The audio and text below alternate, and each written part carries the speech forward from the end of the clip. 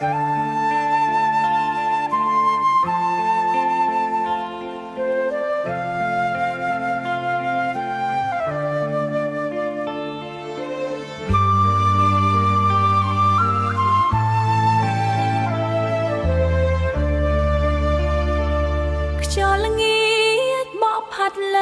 ន្លេសាបសំឡេងទូកដោឆ្លងកាត់កំពង់ចាស់ចិត្តខ្ញុំនឹកឃើញ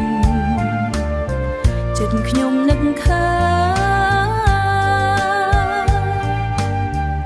អនុស្សាវរីយ៍8ក្រុងស្រុក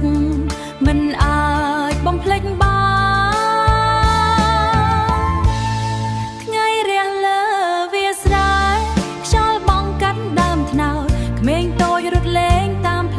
ក្រហ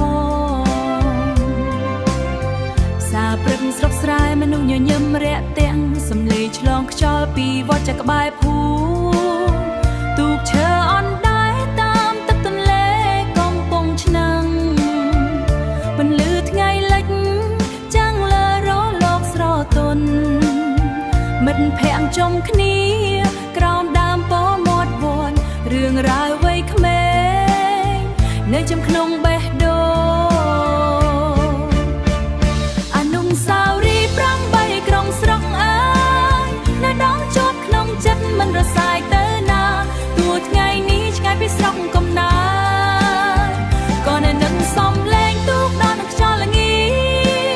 នៅផ្លូវដីក្រហមនៅវាលស្រែបៃតងនឹកនាងធ្លាប់ដើរក្បែរគ្នាកាលមុនកំពង់ឆ្នាំងអើយស្រុកស្នេហ៍ខ្ញុំអើ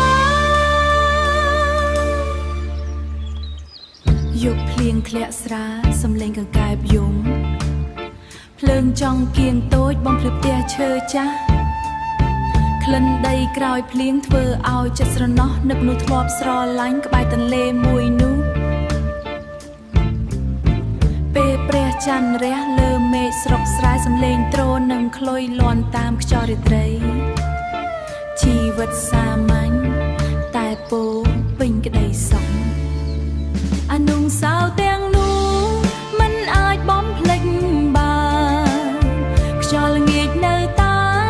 បក់តាមដងទន្លេទូកដោនៅតែចាំមនុស្សឆ្លងកាត់ចំណែកបេះដូងខ្ញុំ